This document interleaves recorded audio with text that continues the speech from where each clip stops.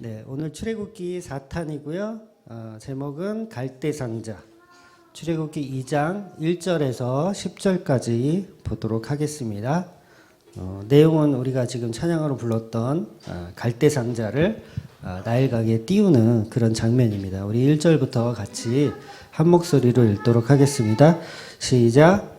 레위 가족 중 한 사람이 가서 레위 여자에게 장가를 들어 그 여자가 임신하여 아들을 낳으니 그가 잘생긴 것을 보고 석 달 동안 그를 숨겼으나 더 숨길 수 없게 되매 그를 위하여 갈대 상자를 가져다가 역청과 나무질을 칠하고 아기를 거기에 담아 나일 강가에 갈대 사이에 두고 그의 누이가 어떻게 되는지를 알려고 멀리 섰더니 바로의 딸이 목욕하러 나일강으로 내려오고 시녀들은 나일 강가에 거닐 때에 그가 갈대 사이에 상자를 보고 시녀를 보내어 가져다가 열고 그 아이를 보니 아기가 우는지라 그가 그를 불쌍히 여겨 이르되 이는 히브리 사람의 아기로다.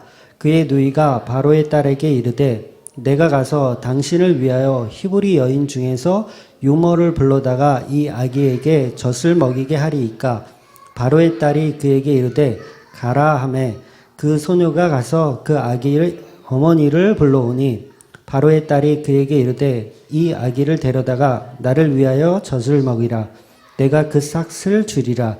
여인이 아기를 데려다가 젖을 먹이더니 그 아기가 자라매 바로의 딸에게로 데려가니 그가 그의 아들이 되니라.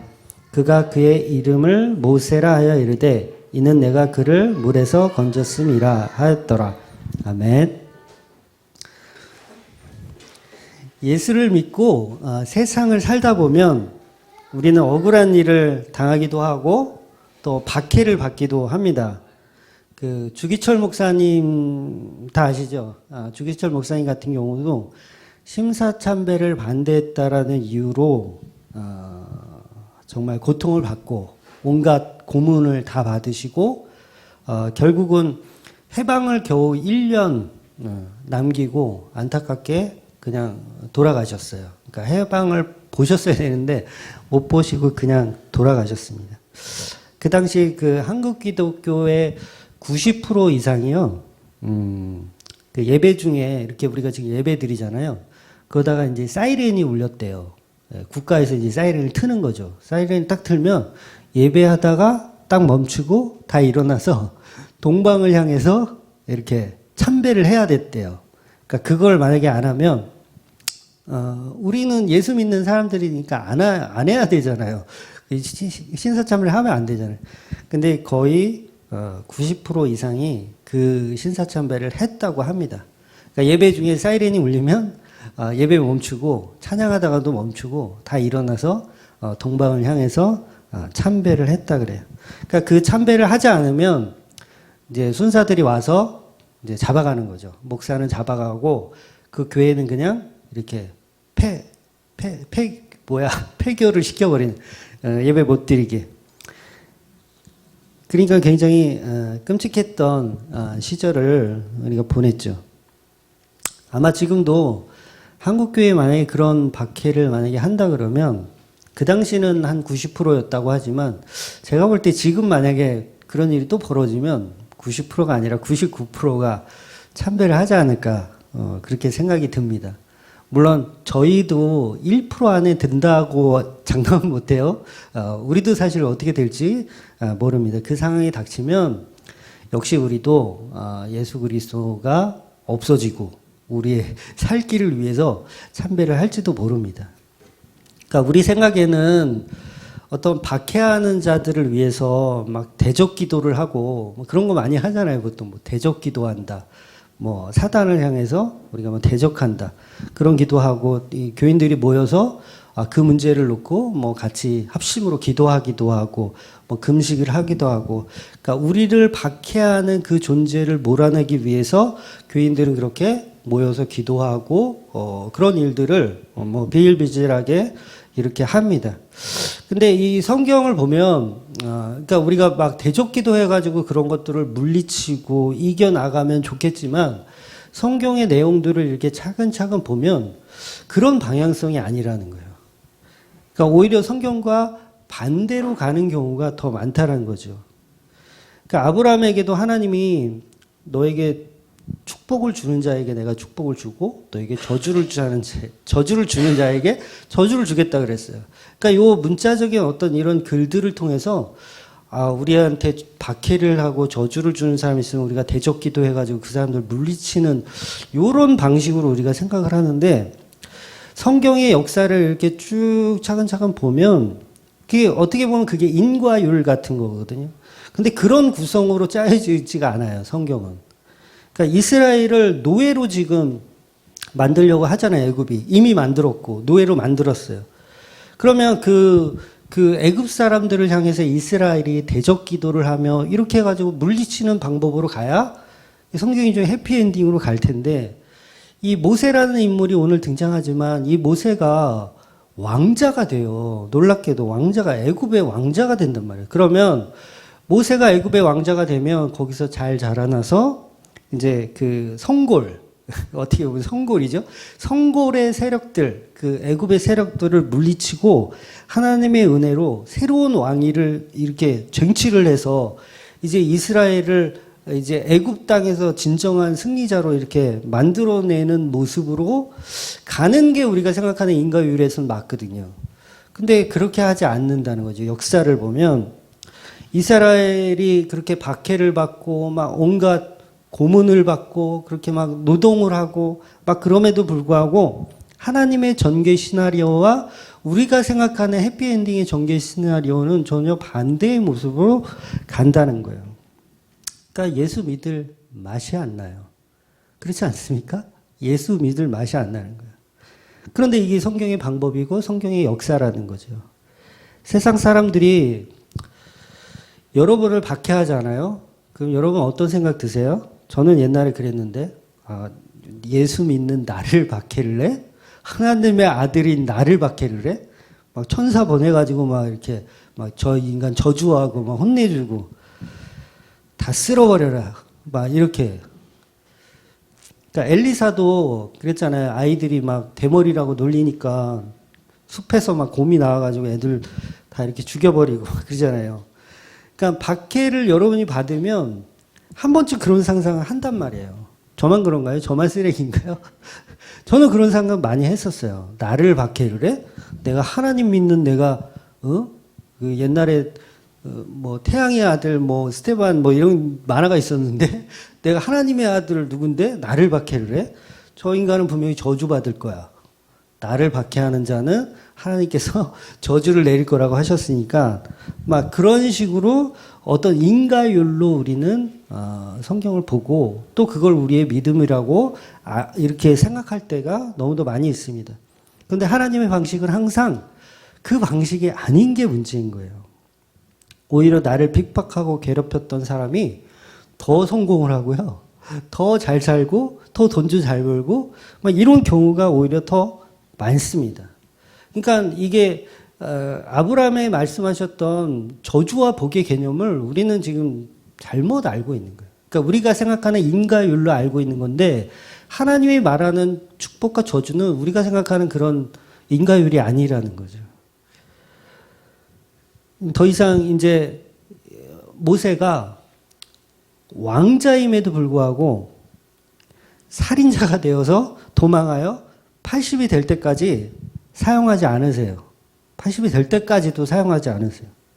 그러니까 이상하죠. 왕자로 넣었으면 거기서 뭔가 잘 배워서 정치를 잘해서 이 애굽의 진짜 최고의 지도자, 임금이 딱 돼야 되는데 그게 아니고 40대가 되어서 그냥 살인자가 되어서 미디안 광야로 도망가서 80이 될 때까지 하나님은 사용을 안 하신다는 거죠.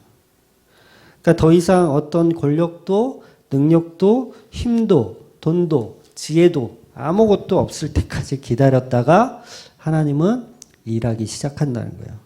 그러니까 우리가 생각하는 인과율이 아닌 거죠. 다른 방식으로 하나님이 일하시는 거죠. 그러니까 이 세상에서 돈, 명예를 얻고 살아도 그것이 저주일 수 있는 거예요. 그러니까 우리가 박해를 받으며 이름도 없이 빚도 없이 재산도 없이 그렇게 살아도 그 인생이 축복의 삶일 수도 있는 거죠. 그러니까 이런 방식이요. 예수 그리스도를 이 땅에 보내실 때도 하나님이 똑같은 방법을 사용하세요. 그러니까 예수님도 모세처럼 그러니까 헤롯의 궁전에서 태어나게 하시고 정말 거기서 잘 커가지고 성골들을 이렇게 무찌르고 로마를 무찌르고 독립하여 세상을 바꾸는 그런 역사적인 인물로 예수님을 보내실 수도 있었지만 그건 우리의 인과율의 생각인 거고요.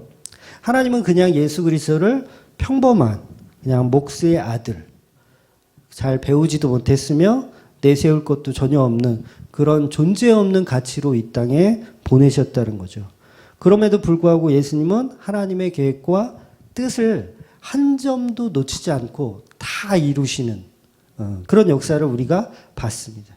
그러니까 우리가 보는 어떤 견해 자체를 조금 바꿔볼 필요가 있는 거죠. 어떤 목사님이 교회를 개척해서 한 10년을 이렇게 목회를 하셨는데 성도가 한 명이에요. 성도가 한 명이야. 그러면 세상이 보는 시각에서는 그 목사님 목회의 어떤 성과 평가를 좀 하면 실패자, 그렇잖아요. 개고생, 뻘짓. 10년 동안 성도가 한 명이야? 그렇게 얘기해요. 그렇게 얘기할지 모르지만 하나님의 시각에서는 또 그렇지 않을 수도 있다라는 거죠. 그러니까 대형교회를 하면서 정말 수많은 성도를 거느리는 대형교회 목사일지라도 하나님 보실 때 야, 너 누구냐? 심판대 앞에서 야, 너 누구냐? 저 교회 이렇게 막 크게 어마어마하게 크게 했던 목사인데요. 그러니까 예수님이 야, 내가 너를 도대체 누군지 모르겠다. 이렇게 말씀하실 수도 있다라는 거죠. 근데 성도가 한 명이었던 그 목사님이 심판대 앞에 섰을 때 야, 내가 보내준 그 양 한 마리를 너 참 잘 양육시켰더라. 너 정말 잘했구나. 이렇게 칭찬해 주실 수도 있다라는 거죠. 그러니까 오히려 우리가 생각하는 인과율과는 하나님의 역사는 전혀 반대에 가는 경우가 오히려 더 많습니다. 성경의 역사가 다 그렇게 진행됩니다. 그러니까 하나님의 방식은 인간의 모든 가치를 다 묵살해요. 다 인정하지 않습니다. 하나님은 전혀. 1%? 아니, 1%. 인간의 노력 1%. 어떤 분은 구원에 있어서는 인간이 한 10%는 인간이 좀 해야 되고 90%는 하나님이 해야 된다. 그래서 이게 딱 돼야 구원을 얻는다라고 가르치지만 아닙니다. 100%예요. 100% 하나님이 하시는 거고 우리는 1%도 내세울 게 없는 겁니다. 그러니까 1%라도 우리가 뭔가를 좀 하면 그건 이미 은혜가 아니고 계약이고 조건이고 인과율인 거예요. 그러니까 단 1%도 없습니다. 그러니까 오늘 본문에서 그 모세의 어머니 요게벳은 사랑하는 막내 아들을 갈대 상자에 담아서 나일강, 갈대 숲에 놓아두는 거예요. 그러니까 이스라엘의 모든 히브리 남자 아이는 애굽이라는 세상의 힘에 의해서 이제 죽어야 돼요. 무조건 남자애는 다 잡아다가 나일강 그 악어밥으로 줘야 되는 거예요. 근데 이 모세에게 하나님의 은혜가 개입이 되는 겁니다. 그러니까 갈대 상자를 만들고 마치 노아의 방주를 만들었던 것 같은 비슷한 역청과 나무진. 원어로는 약간 차이가 있더라고요. 근데 번역상에는 역청과 나무진으로 이게 칠합니다. 그러니까 방수 기능이 있는 거예요. 방수 기능. 물이 스며들지 않는 방수 기능을 갖고 있는 역청과 나무진을 칠하고 바로의 공주를 통해서 구원을 받을 수 있게 인도하시는 사건인 거예요. 그러니까 그 당시 이제 악어들이 출몰했었던 지역이 있었고요. 비교적 이제 좀 안전한 지역도 있었습니다. 그래서 파라오의 그 딸이 거기서 이제 공주가 목욕을 하고 있는 거죠. 그러니까 어머니 요게벳은 이 모세를 나일강에 그 띄워서 이 나일강에 띄우면 이거 어떻게 되죠? 바다까지 이렇게 떠내려갈 거 아니에요. 강에 띄웠으니까 바다까지 떠내려가. 그러면 죽는 거잖아요. 근데 이 요게벳이 과연 이 모세를 이 방주에 담아서 나일강에 띄울 때 과연 이 갈대 상자가 바다까지 가서 뭐 죽는 거잖아요. 사실 죽는 거. 죽는 거를 생각하고서 했을까요? 아니면 그냥 하나님의 은혜에 맡기고 했을까요? 과연 어떤 걸까요? 네. 그럼 우리는 설마 죽이려고 했겠습니까? 그죠? 하나님의 은혜에 맡긴 거죠. 근데 이게 정황상 보면 요게벳은 의도적으로 바로의 공주에게 보내려고 계획을 한 거예요. 의도적으로. 그러니까 이게 딱 성경이 그렇다라고 딱 설명을 하고 있진 않지만 제가 정황을 이렇게 보면 요게벳은 분명히 바로의 딸에게 전달하고 싶었던 의도가 성경 안에 숨어 있어요. 그러니까 그 당시 누나, 이 모세의 누나 미리암은요, 나이가 한 7살에서 10살 정도로 이렇게 추정을 합니다. 7살에서 10살. 그럼 굉장히 어린 아이예요. 지금 저희 진주가 지금 9살이거든요. 그럼 그 정도밖에 안 되는 거예요. 그러면 한번 생각해 보자고요. 여러분이 엄마 요게벳인데 겨우 3개월 된 이 모세를 이제 발각되면 죽어야 되는 아이인데 이 아이를 지금 갈대 상자에 담아서 죽이려고 보낸다고 하자고요. 죽이려고 보내는 거예요. 떠내 보내려고. 그런데 그 누나인 그 7살짜리 누나에게 그 얘기를 할 필요가 있을까요? 없을까요? 이제 얘는 여기다 담아가지고 이제 죽일 거야. 너 작별 인사해라? 이랬을까요? 아니죠. 정말 죽일 마음이 있으면 미리암도 모르게, 아무도 모르게, 쥐두새도 모르게 했어야 되는 게 맞아요. 그런데 이 요게벳은 딸 미리암에게 모세를 잘 지켜보라고 분명히 지시를 했을 겁니다. 그러니까 동생을 상자에 놓고 저 멀리 바다 끝까지 가서 죽게 내버려 두는 그런 케이스가 아닌 거예요. 그래서 저도 사남매를 이렇게 키우고 있어서 알지만 정말 죽일 생각이라면 이 모세가 이 요게벳으로 치면 제일 막내잖아요. 그러니까 막내를 죽여야 되는데 가족들한테 얘기할 필요가 없는 거예요. 조용히 데려가서 이렇게 처리를 하죠. 그러니까 얼마 전에 그 다주가 응급실에 갔었잖아요. 몇 주 전에 제가 말씀드렸잖아요. 그때도 진주가요, 울고불고 난리가 났어요. 깜짝 놀랐어요. 얘가 왜 이렇게 오바해서 우나? 막 울고불고 난리가. 그러니까 동생 아픈 거에 대한 감정 표현을 하더라고요, 얘가. 9살인데. 그러니까 평소에는 맨날 다주한테, 야, 너 일로 안 와? 너 혼날래? 맨날 굉장히 까칠하거든요. 저희 진주가 다주한테 대하는 게 굉장히 까칠해요. 그래서 저희 다주도 진주한테는 꼼짝을 못 합니다. 자기 위에 이제 하주한테는 막 누나라고 부르지도 않는데, 하주야, 일로 와봐. 막 이렇게 하는데, 진주 누나한테는 그랬다가는 큰일 나거든요. 굉장히 까칠한데도 불구하고, 이 다주가 아프다고 하니까 진주가 막 엉엉 울더라고요. 응급실 가야 되냐 그러면서 막 닭똥 같은 눈물을 막 흘리면서 막 울더라고요. 그러니까 요게벳은 분명 의도적으로 딸 미리암에게 동생 모세를 잘 지켜보라고 했을 거예요. 죽이는 게 아닌 거예요. 미리암이 생각할 땐 그냥 떠나 보내는 거예요. 그 공주에게로 떠나 보내는 거죠. 그리고 바구니에 담겨져서 이제 멀찍이 미리암이 지켜봅니다. 과연? 그러니까 이게 띄운 게 아니라 그 갈대 사이에다가 이게 숨겨놓은 거예요. 숨겨놔서 그 시녀들이 발견할 수 있게끔 해놓은 거예요. 그래서 멀찍이 이제 미리암이 지켜보고 있는 거죠. 결국 어린 모세는 공주가 발견을 하게 됩니다. 그리고 그 발견한 공주가 모세를 확인하죠. 그리고 이거 시브리 아이가 아니냐라고 확인까지 해요. 그때 미리암은 아주 의연하게 당당하게 대처를 합니다. 쓱 들어가서 제가 젖먹일 수 있는 유모를 알고 있는데 소개시켜 드릴까요? 막 이렇게 막 능청스럽게 그러니까 자기 엄마를 소개시켜 주는 거예요. 그러니까 모세의 친엄마 요게벳을 유모로 소개를 시켜 주는 거예요. 그럼 물론 이게 성경에는 정황상 이게 나와 있진 않지만 정황상 보면 과연 공주가 이 모세의 출생에 대해서 전혀 몰랐을까? 죽을 때까지. 저는 이건 불가능하다고 생각해요. 왜냐하면 모유를 할 수 있는 여자가 이게 흔합니까? 흔해요? 구하기 되게 힘들어요. 여러분 주위에 지금 모유 수유가 가능하신 분, 아는 분 있어요? 찾기 힘들어요. 한두 명 있을까? 찾기 힘들어요.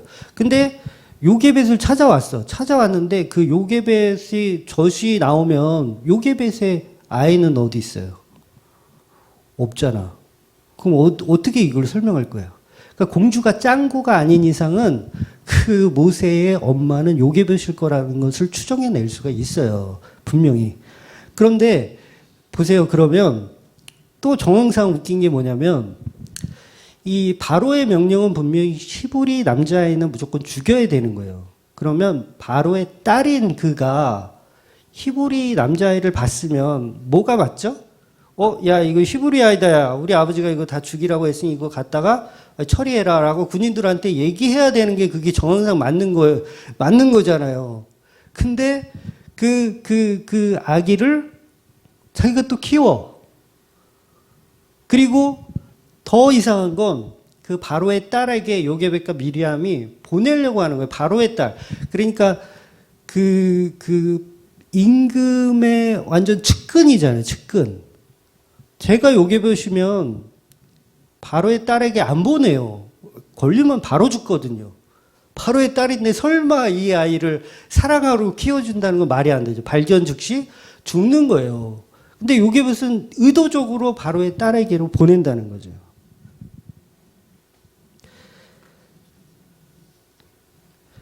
히브리서 기자는요, 요게벳이 바로의 명령을 두려워하지 않았다고 해석을 합니다. 바로의 명령을 두려워하지 않았대요.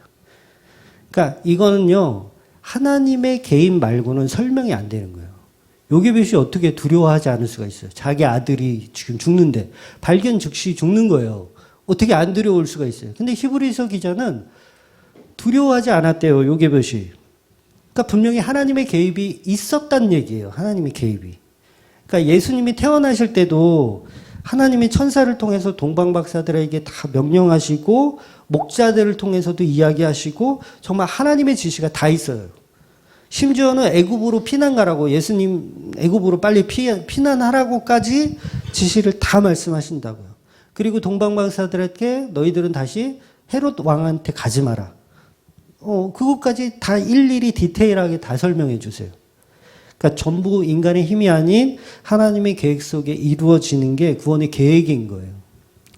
그러니까 아기 모세는 군인들에게 발각되면 악어 밥으로 죽는 겁니다. 그러니까 하나님의 지시가 없으면 요게벳은 바로의 딸에게 보낼 이유가 없는 거예요. 오히려 피해야죠. 야, 이거 걸리면 죽는다. 근데 일부러 의도적으로 보냈다는 건 하나님의 개입이 있었다는 거예요. 바로의 딸 히브리 아이를 발견 즉시 군인에게 던져줘서 악어밥으로 죽여야 함에도 불구하고 하나님은 이미 이 바로의 딸의 마음을 움직여 놓으신 거죠. 이미 계획해 놓으신 거죠. 딸이 어떻게 아버지 얼굴에 먹칠을 합니까? 이 바로의 딸이 어떻게 아버지의 그 명령 딸이 어떻게 어겨요? 이상하잖아요. 근데 일부러 하나님은 그렇게 다 계획을 짜 놓으신 겁니다. 그러니까 요게벳은 하나님의 뜻을 전달받은 것으로 정황상 보면 그렇게 보여지는 거죠. 그러니까 바로의 공주는 하나님을 예표하여 사용되어진 겁니다. 바로의 딸이 하나님의 모습으로 등장을 하는 거예요. 그러니까 본문 10절 한번 볼게요. 본문 10절 시작. 그 아이가 자라매 바로의 딸에게로 데려가니 그가 그의 아들이 되니라. 그가 그의 이름을 모세라 하여 이르되 이는 내가 그를 물에서 건져냈음이라 하였더라. 지금 이 말이 누가 한 말이에요? 공주가 하는 말이에요. 공주가 하는 말인데 마치 하나님이 하시는 말처럼 들리죠. 그러니까 이름도 누가 지어주는 거예요? 공주가 지어주는 거예요. 하나님이 지어준 게 아니에요. 모세라는 이름을 공주가 지어줘요. 그리고 내가 모세를 물에서 건져냈음이라. 공주가 이렇게 얘기하는 거예요. 그러니까 이 말씀만 보면 우리 복음을 아는 분들은 하나님의 예표구나. 공주가 하나님의 모습을 공주가 지금 예표로 역사를 진행하고 있구나. 이렇게 봐야 되는 거죠. 그러니까 모세를 아들 삼고 그 물에서 건져내. 그렇게 할 수 있는 인간이 그렇게 할 수 있는 분이 누구밖에 없어요? 하나님밖에 없는 거예요. 예수님밖에 없는 거예요. 그러니까 이게 바로 노아의 하나님. 노아도 똑같은 방식으로 구원해 내시잖아요. 노아의 하나님. 그러니까 그러니까 바로의 공주는 하나님을 통해서 구원자로 사용되어진 예수님의 그림자로 표현이 된 겁니다. 그러니까 요게벳의 번뜩이는 재치나 아이디어가 아니고 전부 하나님의 구속사예요. 구속사로 지금 이 이야기를 전개시키고 있는 겁니다. 물론 전체적인 성경을 어떤 정황으로밖에는 볼 수가 없어요. 지금 생략이 많이 되어 있기 때문에. 근데 하나님의 역사는 천사를 통해서 보내셔서라도 그 일을 성취하시는 분이 하나님이시잖아요. 그러니까 요게벳은 하나님의 말씀을 따라 노아가 은혜를 입은 것처럼 우리의 힘으로는 아무것도 할 수 없고 갈대 상자를 만들게 사실은 지시까지 했다고 저는 봐요. 개인적으로는 갈대 상자를 만들어라. 그리고 모세를 거기서 태워서 바로의 공주에게로 보내라까지 저는 하나님이 지시하셨다고 보는 거예요. 그러니까 이 지시가 뭐예요? 다른 근거들을 통해서 예수님 때, 노아의 때 확인해 보니까 노아의 때는 어때요? 뭐 사이즈까지 다 알려주셔. 뭐 길이는 몇 미터로 하고 세로는 몇 미터 하고 층은 3층으로 하고 창문은 어디 만들고 이거 디테일하게 다 설명해 주신단 말이에요. 그러니까 갈대 상자를 만들 때도 분명히 하나님의 개입은 있었다라고 보는 거죠. 그러니까 요게벳도 하나님의 은혜를 구하며 작은 방주를 만들고 있는 거예요. 그러니까 그 방주가 구원의 손길을 의미하는 공주에게로 닿기를 바라는 거죠. 요게벳은 그 마음으로 만든 거예요. 오늘 본문의 그 전체적인 그 내용들이 이미 다 성경 속에 다 있는 내용들이에요. 너무도 구원에 대한 명확한 이야기를 지금 설명하고 있는 거죠. 그러니까 하나님의 절대 주권으로 이스라엘을 구원하는 방식, 예수 그리스도가 예표되는 방식의 내용들을 전부 하나님의 은혜로 표현하고 있는 거예요. 그러니까 바로의 공주가 모세를 발견했는데 보자마자 피부색이 달랐기 때문에 금방 알 수가 있어요. 그런데 어때요? 그것을 바라보는 공주의 마음이 어떻다 그래요? 긍휼한 마음이 있었다고 표현하잖아요, 성경이. 긍휼한 마음. 도대체 이건 누가 주는 마음이에요? 하나님이 주신 마음이에요. 그러니까 하나님이 모세를 바라볼 때 긍휼한 거예요. 그 마음으로 구원한 거죠. 이 노아를 바라볼 때 하나님이 어떤 마음이에요? 긍휼한 마음이에요. 긍휼한 마음. 그러니까 이 공주가 정신이 나가지 않고서야 어떻게 히브리 아이 이거 죽여야 하는 그 아이가 긍휼한 마음을 들겠어요. 하나님의 개입이죠. 하나님이 긍휼한 마음이 들게끔 만들어주신 거죠. 그래서 어쩌면 이것도 정황이지만 모세가 80살이 될 때까지 애굽에 재앙이 없었던 이유 80년 동안 재앙이 없었어요. 지금 모세가 태어나고 80살이 돼야 10대 재앙이 애굽에 오잖아요. 근데 제가 생각할 때는 이 공주 때문에 하나님이 시간을 좀 늦추시지 않았나. 그리고 그거 이제 조금 소소한 은혜인데, 그렇게 볼 수도 있는 거예요. 그러니까 노아의 홍수 때도 누구죠? 무드셀라가 죽을 때까지 기다리셨어요. 무드셀라가 969세 살 때까지 기다렸다가 홍수를 보낸단 말이에요. 죽을 때까지 기다렸다가. 그러니까 하나님의 은혜의 개입에 대한 설명을 사실은 하고 있는 거죠. 그러니까 정확적인 해석이기 때문에 여기에 큰 비중은 주지 마세요. 그러니까 하나님의 구원의 십자가를 세우실 때 일부러 여자들을 많이 사용을 하세요. 그래서 왜냐하면 여자라는 존재가 지난주에도 말씀드렸지만 교회를 상징하거든요. 그럼 지금 이 모세라는 이 구원자를 살려내는 주위에 누가 있어요? 요게벳이라고 하는 여자. 그리고 미리암이라고 하는 누나, 여자. 그 다음에 이 공주라고 하는 여자. 그리고 이 갈대 상자를 들고 오는 시녀들까지도 여자. 전부 여자들로 모세를 세우는 거예요. 그러니까 교회 일을, 그러니까 여자들이 한다는 건 교회 일을 하고 있다는 거예요. 그러니까 예수님께서 십자가에 달려있을 때도 그 밑에 전부 마리아들만 이게 수두룩해요. 남자들은 다 도망가고 없고, 요한만 있고 나머지는 다 도망가고 없어요. 그러니까 이게 전부 하나님은 뭔가를 설명하고 있는 거예요. 교회에 대한 구원의 일은 교회가 하는 거라는 걸 설명하고 있는 거죠.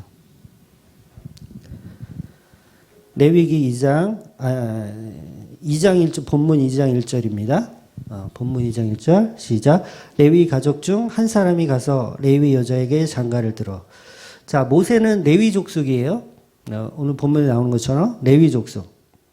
그러니까 창세기에서 봤지만 시몬과 레위는 저주받은 족속이 아니고, 보통 이제 주석가들은 레위 족속, 시몬 족속은 이제 그 디나의 그 성폭행 사건 때문에, 살인 사건 때문에 이제 저주받은 백성이라고 얘기하거든요.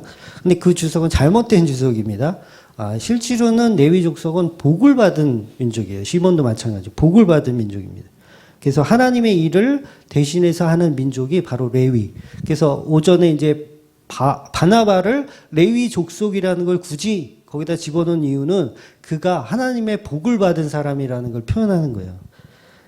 그래서 하나님의 제사를 담당하는 일, 하나님의 그 뜻을 전달하는 일을 하는 사람들이 레위 족속이. 그러니까 모세가 레위 그 족속으로 태어난 이유는 하나님의 일을 이제 할 자다. 그 얘기를 하는 거죠. 그러니까 모세는 이스라엘의 구원자로 태어나는 거예요. 예수 그리스도의 그림자로 오는 거죠. 그러니까 모세의 탄생은 하나님의 일이에요. 하나님의 일, 모세의 탄생은. 2절 볼게요. 그 여자가 임신하여 아들을 낳으니 그가 잘생긴 것을 보고 석 달 동안 그를 숨겼으나. 잘생긴 것을 보고, 야, 번역을 이따위로. 자, 여기서 잘생겼다라는 말은 외모를 얘기하는 게 아니에요. 뭐 아이돌처럼 이렇게 잘생겼다는 걸 말하는 게 아니라, 여기서 잘생겼다는 의미는 토부를 사용합니다. 토부. 토부는 제가 여러 번 말씀드렸잖아요. 토부. 뭐예요? 하나님이 보시기에 좋았더라. 그러니까 이게 창세기에 그 빛을 만들고 나서 바로 하나님 말씀하세요. 하나님 보시기에 좋았더라. 그러니까 모세가 태어났는데 잘생긴 게 아니고, 모세가 태어났는데 하나님 보시기에 좋은 거예요. 하나님을 보시기에 좋은 자가 태어난 거예요. 그러니까 하나님 보시기에 좋은 자가 누구예요? 여러분이에요? 예수님이에요. 예수님. 하나님 보시기에 좋은 자, 예수님. 예수님이 지금 태어난 거예요. 그러니까 예수 그리스도의 예표로 모세가 지금 태어난 거죠. 그런데 그 하나님 보시기에 좋은 자를 세상은 싫어해요, 좋아해요? 싫어한단 말이에요. 죽이려고 하는 거예요, 지금. 그러니까 세상의 모든 힘의 원리들이 이 모세, 예수로 상징하는 하나님 보시기에 좋은 그 잘생긴 그 친구를 어떻게 해서든지 죽이려고 하는 거죠. 그래서 하나님이 보시기에 좋은 그것, 이 말씀은 바로 예수 그리스도를 상징한다는 표현입니다.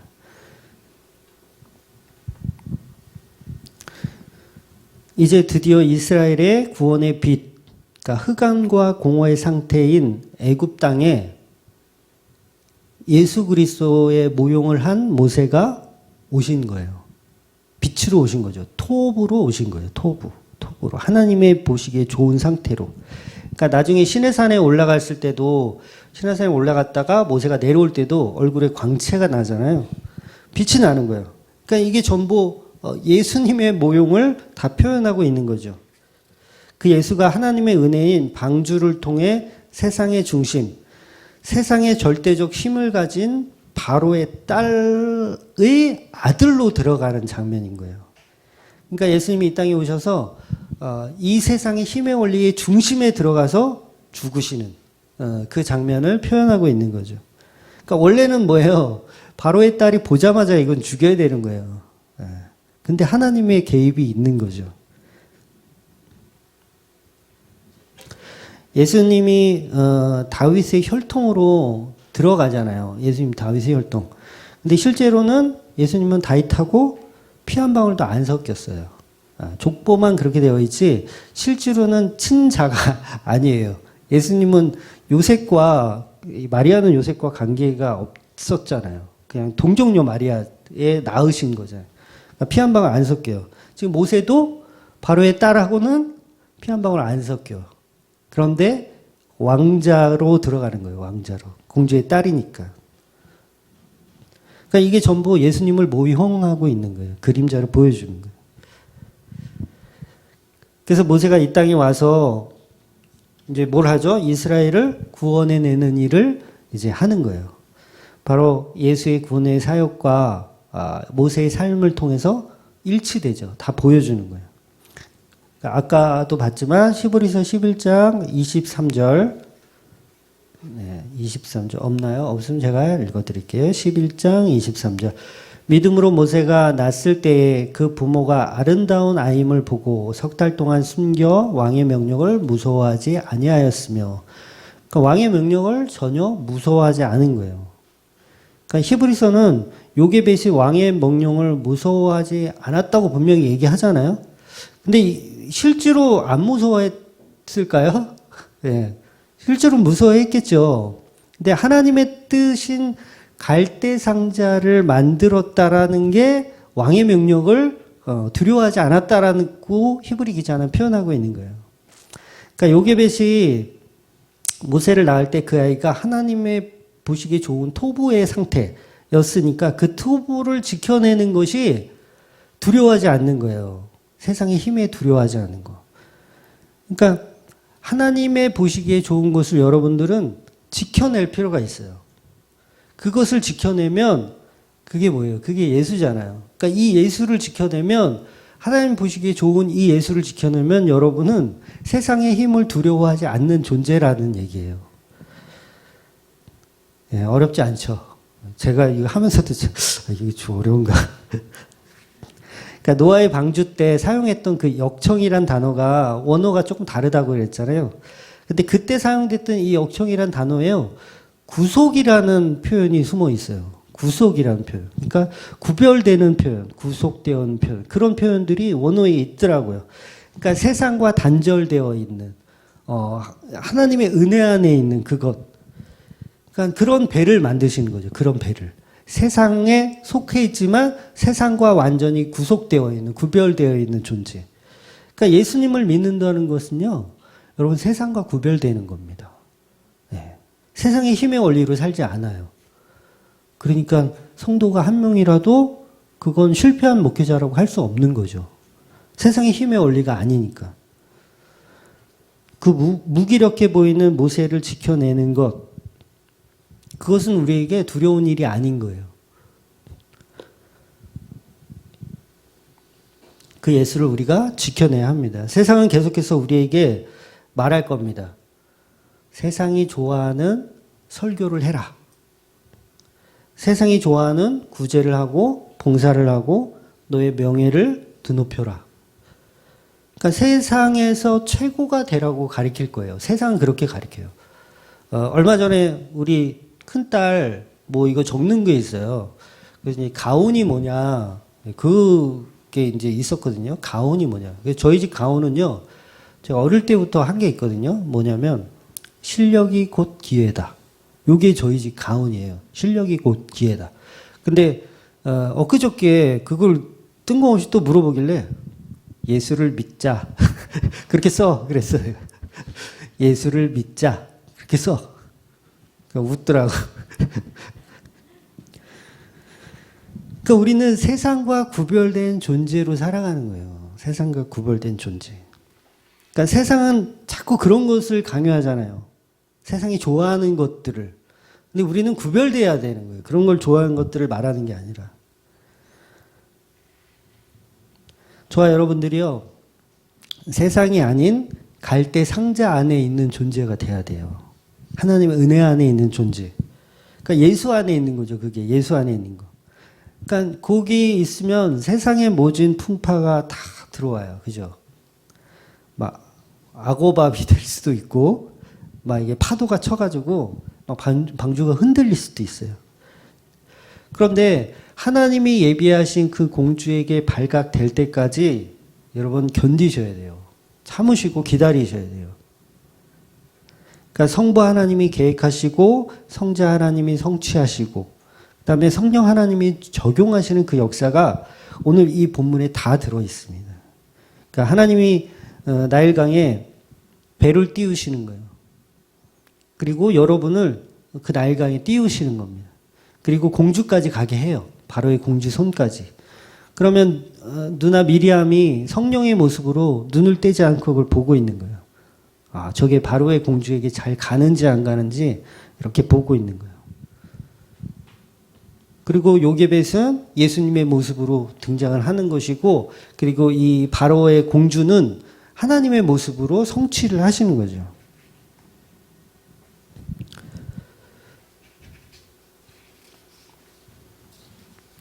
갈대상자에서 힘들다고 나오시면 안 돼요.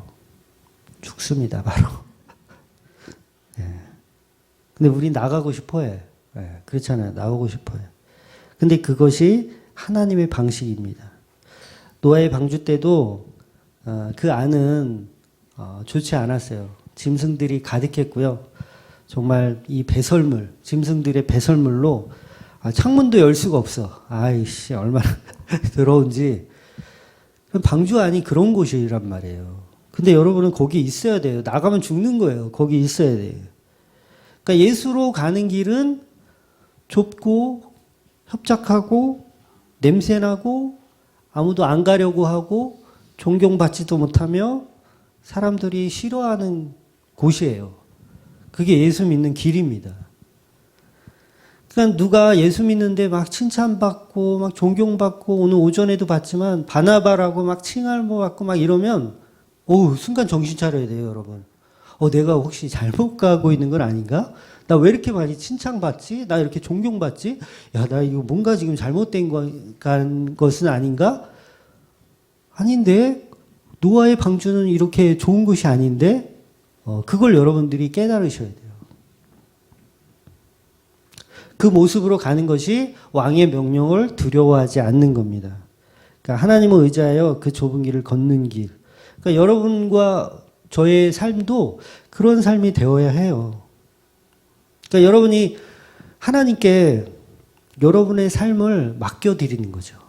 그러니까 요게벳이 하나님께 맡겨드렸잖아요. 사랑하는 이 아들을, 이 막내 아들을 하나님께 맡겨드린 거예요. 그런데 이 말씀 가지고 우리는 어떻게 그냥 이해합니까? 우리의 자녀를 어떻게 하면 잘 키울지. 그거 생각하잖아요. 그러니까 보통 이 본문을 가지고 설교하시는 목사님들 내용을 들어보면 아마 그럴 거예요. 자, 여러분의 자녀를 여러분 어떻게 양육해야 되는지 아십니까? 하나님의 은혜 안에 저 강물에 뛰어보려서 하나님에 맡겨드리십시오. 여러분의 아들의 인생, 딸의 인생을 하나님께 맡겨드리십시오. 이 얘기를 하고 있는 게 아니고, 이 얘기는 이 갈대 상자 안에 여러분이 들어가라는 얘기예요. 여러분이 이 구원의 방주로 여러분 딸만, 아들만 들어간다고 되는 게 아니라 여러분이 들어가야 되는 거예요. 저도 들어가야 되는 거고.